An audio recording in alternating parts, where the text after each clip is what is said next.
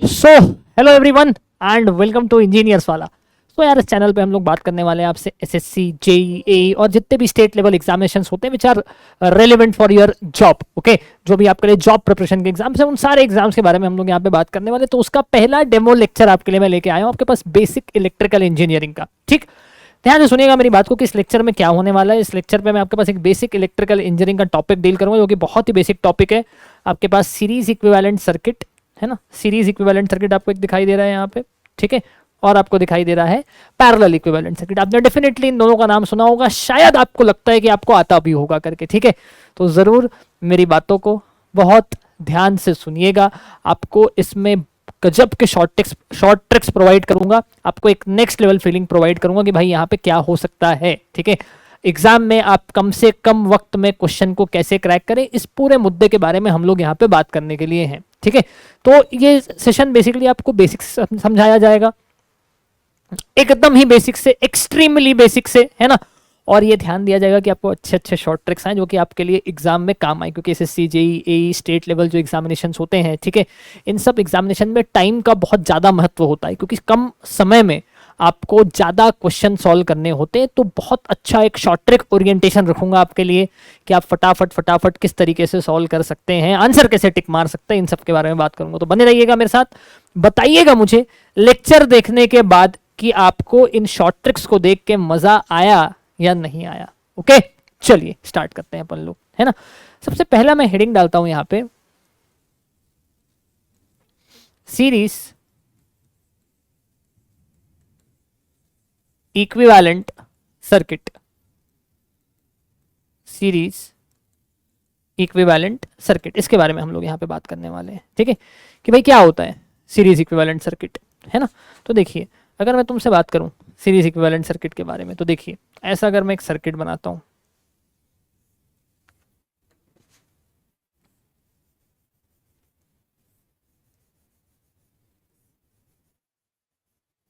ये देखिए तीन मैंने यहां पे रेजिस्टेंस ले लिए,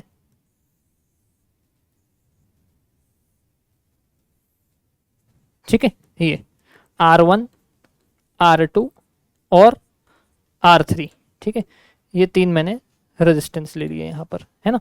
अब क्या है कि भाई यहां पे हमको देखने को मिल रहा है क्या, दिस इज V1, ये हो जाएगा V2, ये हो जाएगा V3। तीन यहाँ पे क्या ले लिया, वोल्टेज ले लिया इसका, ठीक है। तो एक बहुत ही बेसिक प्रॉपर्टी होती है जिसको हम लोग बोलते हैं KVL, है ना।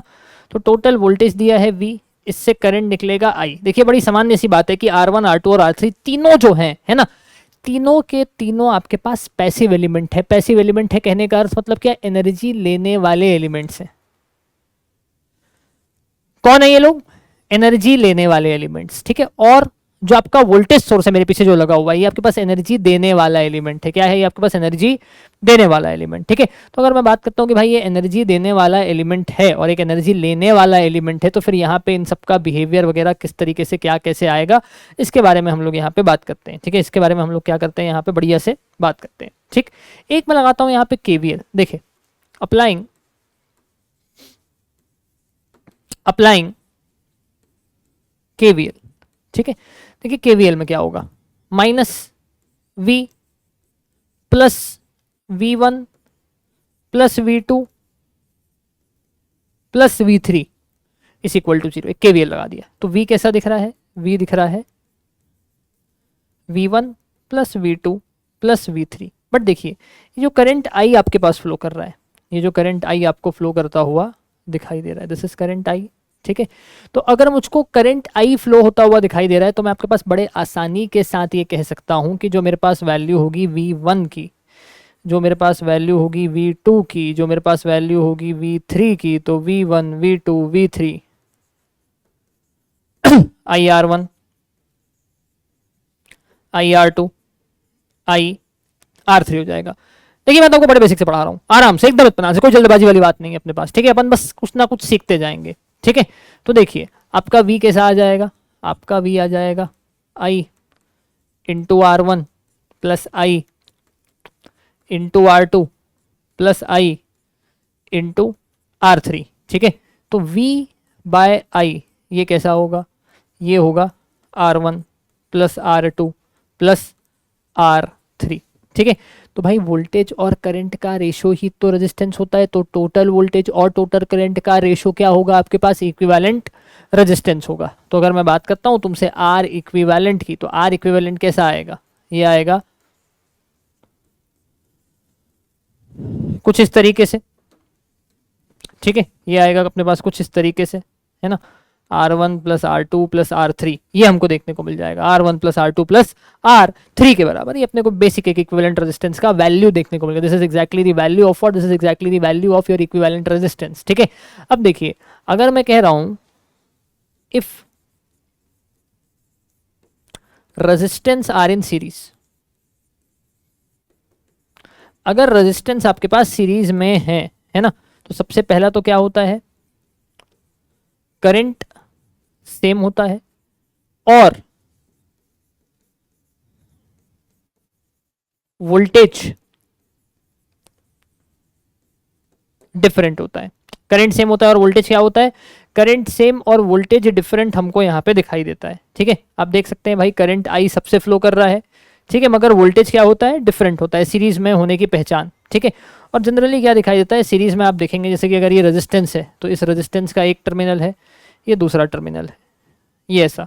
ठीक है, तो देखिए इस रेजिस्टेंस का दूसरा टर्मिनल इस रेजिस्टेंस के पहले टर्मिनल से कनेक्टेड है, इस रेजिस्टेंस का पहला टर्मिनल इसके दूसरे टर्मिनल से क्या दिखाई दे रहा है, हमको कनेक्टेड दिखाई दे रहा है, ऐसा हमको देखने को मिल रहा है। ठीक, तो सीरीज कनेक्शन में एक वन टर्मिनल कनेक्टेड रहता है, वन टर्मिनल क्या रहता है, कनेक्टेड रहता है, करंट सेम होता है, करंट क्या होता है अपने पास, करंट हमको यहाँ पे सेम दिखाई देता है। क्लियर, ये देखने को मिल गया। अब देखिए फॉर एग्जाम्पल R1 2 ओम है, R2 3 ओम है, R3 4 ओम है। ठीक, R इक्विवेलेंट होगा 2 प्लस 3 प्लस 4, तो ये हो गया 9 ओम। ठीक, तो आपको क्या समझ में आ रहा है, आपको ये समझ में आ रहा है कि जो आपका इक्विवेलेंट रेजिस्टेंस है ये कैसा आ रहा है, 9 ओम, मतलब this is greater than maximum of R1 R2 and R3। ठीक है, इसका मतलब क्या हुआ, R1 R2 और R3 में जो सबसे बड़ा है उससे भी बड़ा आएगा आपके पास क्या, इक्विवेलेंट रेजिस्टेंस का आंसर। ठीक है, तो यहाँ पे जो सबसे छोटा है R1 R2 R3 में सबसे छोटा, सबसे स्मॉल रेजिस्टेंस, ठीक है, उनसे भी छोटा अपने पास आंसर आने वाला है, उनसे भी छोटा अपने पास क्या होने वाला है, आंसर जो है, सॉरी उससे भी बड़ा अपने पास आंसर आने वाला है। ठीक है, तो मैक्सिमम से भी बड़ा, मतलब आप देख सकते हो कि भाई 2 3 और 4 में सबसे बड़ा कौन है, 4 है। देखो 4 से बहुत बड़ा आंसर आ रहा है 9, 4 से बहुत ज्यादा बड़ा अपना आंसर आ रहा है, वो आंसर क्या आ रहा है, वो आंसर हमको 9 देखने को मिल जा रहा है। ठीक है, अब अगर मैं कहूं if n equal resistance are connected in parallel, connected in series, are connected in series। ठीक है,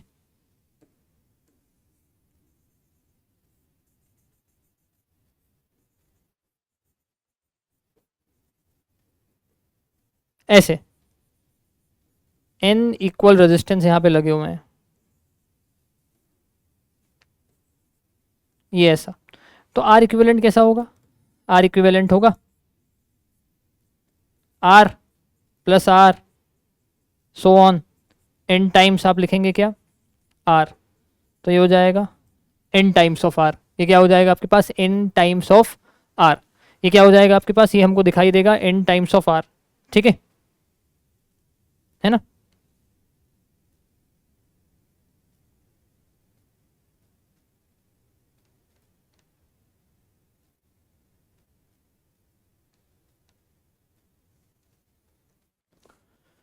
ओके।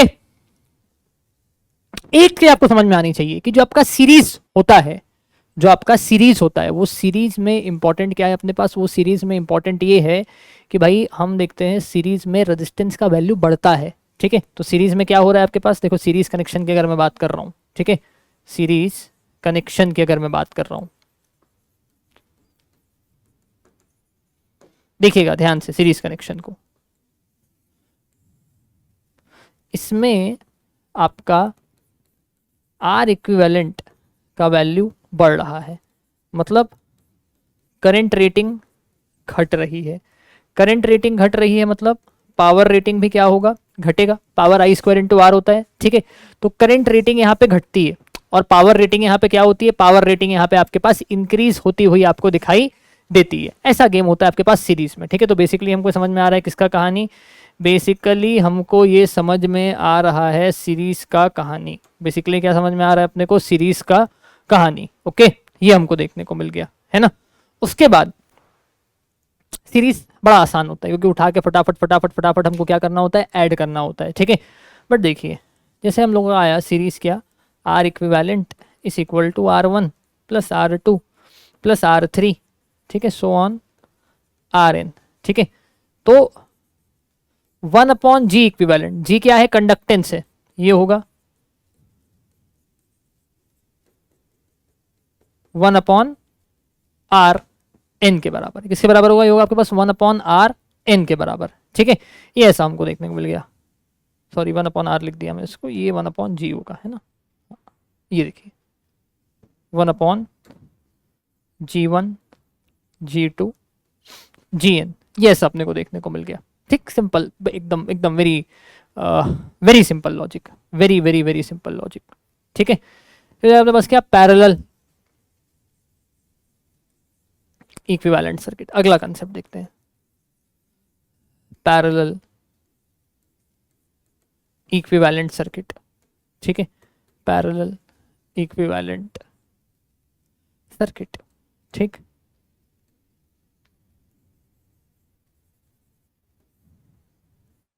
देखो पैरेलल माने क्या होता है, तो डोमेस्टिक कनेक्शन पैरेलल होता है भाई। अपने घर पे जितने भी सब कनेक्शन लगे हैं ना, ये सारे कनेक्शन क्या हैं, पैरेलल है।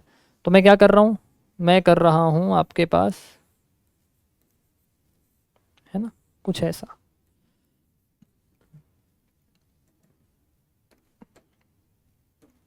देखो एक करंट सोर्स ले लिया, इसके अक्रॉस वोल्टेज V है, ये R1 हो गया, ये R2 हो गया, ये R3 हो गया। R1 का करंट I1, R2 का करंट I2 और R3 का करंट I3, ठीक है। देखो बेस तो सबके ग्राउंड होंगे, ये 0 वोल्ट हो गया, ये 0 वोल्ट हो गया, ये भी 0 वोल्ट हो गया और ये भी 0 वोल्ट हो गया। तो ये क्या हो जाएगा, ये हो जाएगा V, ये भी हो जाएगा V, ये भी हो जाएगा V और ये भी हो जाएगा V, ठीक है। और यहाँ पे करंट कैसा आ गया, यहाँ पे करंट आ गया I, यहाँ पे करंट आ गया कैसा, I, ठीक है। तो पैरेलल में करंट डिफरेंट होता है इन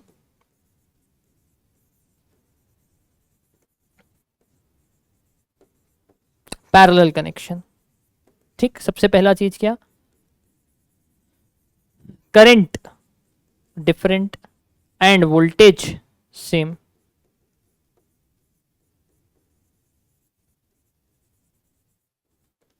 एंड वोल्टेज क्या होगा, सेम होगा, ठीक है। ये यहाँ का अपने को एक सिंपल सादा लॉजिक देखने को मिल गया पैरेलल कनेक्शन का, पैरेलल इक्विवेलेंट सर्किट का। ये हमको क्या देखने को मिल गया, पैरेलल इक्विवेलेंट सर्किट का हमको ये लॉजिक देखने को मिल गया, ठीक है।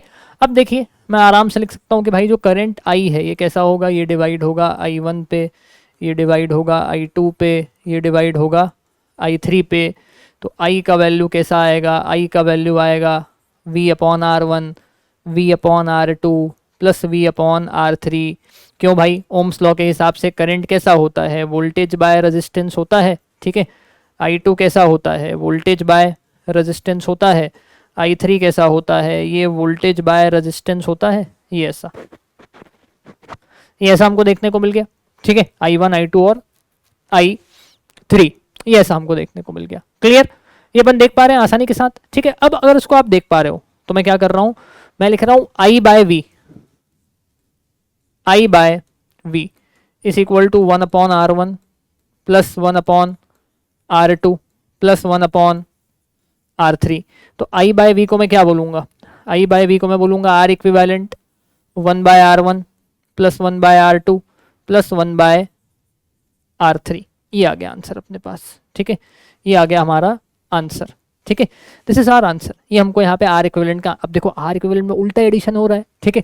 तो देखो 1/R इक्विवेलेंट को हम लोग क्या बोल सकते हैं, G equivalent G1 plus G2 plus G3, ये ऐसा G1 plus G2 plus G3 के बराबर। ओके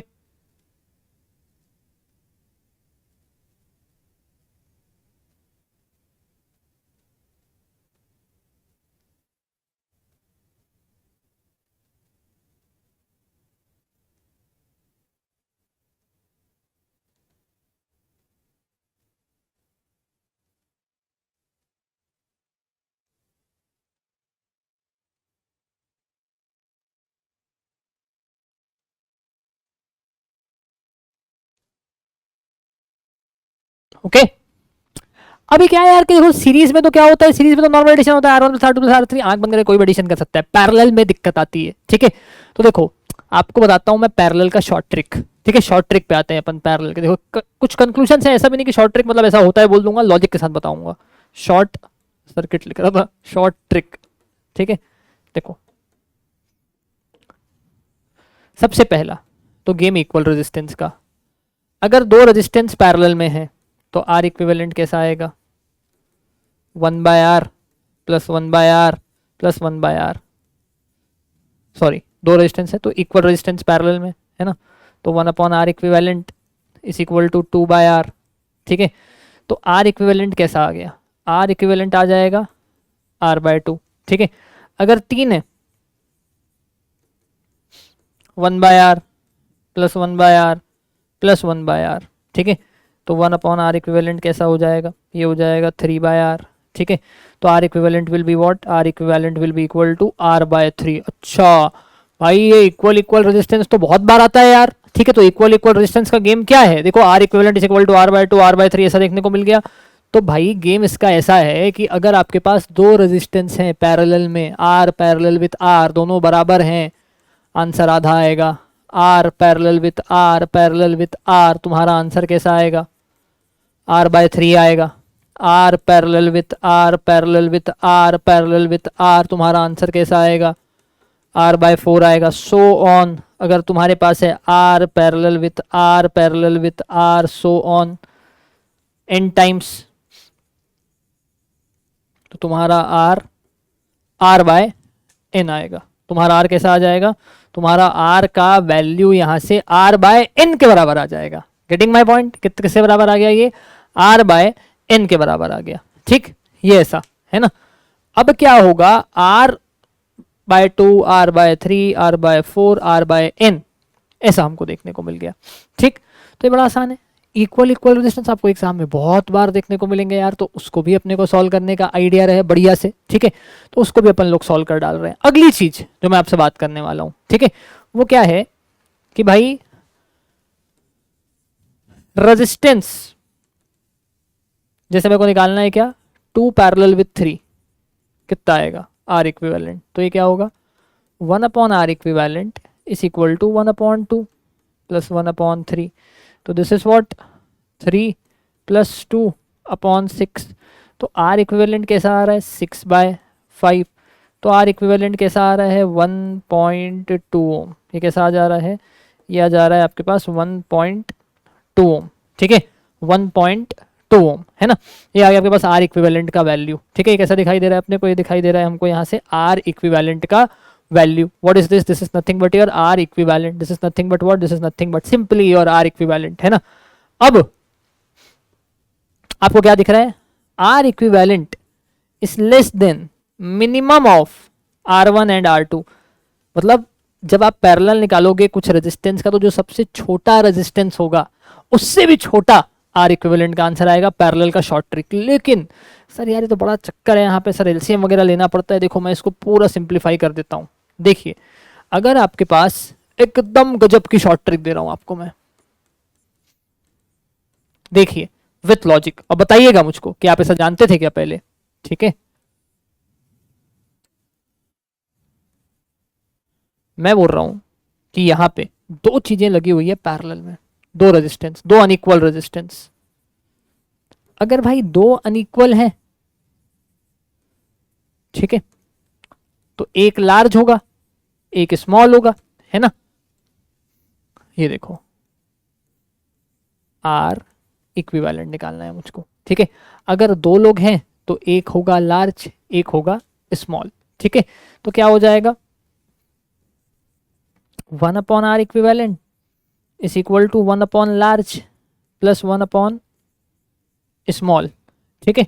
तो R equivalent is equal to R L plus 1 upon R equivalent है ना, 1 upon R equivalent is equal to R L plus R S divided by R L multiplied by R S. तो R equivalent कितना आएगा, ये आ जाएगा R L multiplied by R S divided by R L plus R S. आप numerator denominator दोनों को R S से डिवाइड कर दीजिए, है ना। तो हो जाएगा कैसा R large upon R small plus 1, है ना। तो आप लिखो R equivalent is equal to R large upon X plus 1 upon X plus 1, ये हो गया, है ना, आर इक्विवेलेंट का वैल्यू। ये हो गया क्या अपने पास आर इक्विवेलेंट का वैल्यू। ये किसका वैल्यू हो गया, ये आपके पास हो गया आर इक्विवेलेंट का वैल्यू, ठीक है। ये हो गया अपने पास आर इक्विवेलेंट का वैल्यू, ठीक है।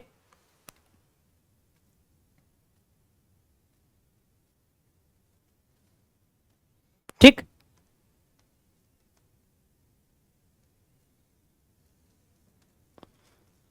है ना, ये आपको दिख गया आर इक्विवेलेंट का value. R L upon X plus 1, x क्या है, बड़ा वाला छोटे वाले से कितना गुना बड़ा है, वो आपके पास क्या है, वो आपको दिखाई दे रहा है एक्स के जैसा। इसका मतलब क्या हुआ, अगर मैं यहाँ पे भाई सर्किट बनाऊं, देखो ये बना दिया पैरेलल की सर्किट, ठीक है।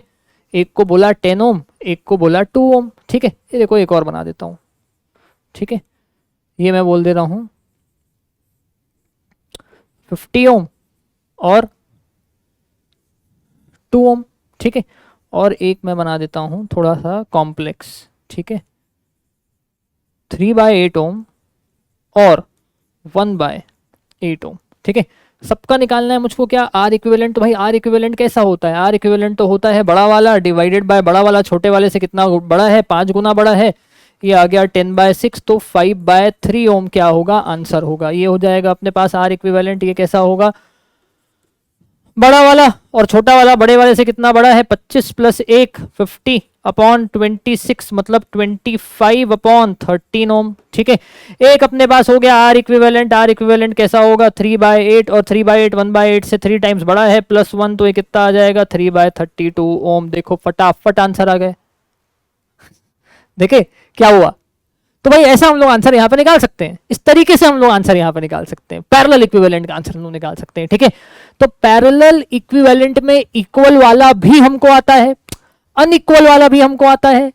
हम इसमें शॉर्ट ट्रिक लगा लेंगे, R L upon X plus 1। X क्या है, बड़ा वाला छोटे वाले से कितना गुना बड़ा है, उसका वैल्यू क्या है, उसका वैल्यू आपको यहाँ पे एक्स के बराबर देखने को मिल जा रहा है। उसका वैल्यू किसके बराबर देखने को मिल रहा है हमको, एक्स के बराबर। तो एक्स क्या होता है, एक्स होता है लार्ज बाय स्मॉल का वैल्यू, लार्ज बाय स्मॉल का वैल्यू। समझ पाए आप मेरी बात सब लोग, ठीक है, बहुत बढ़िया, है ना।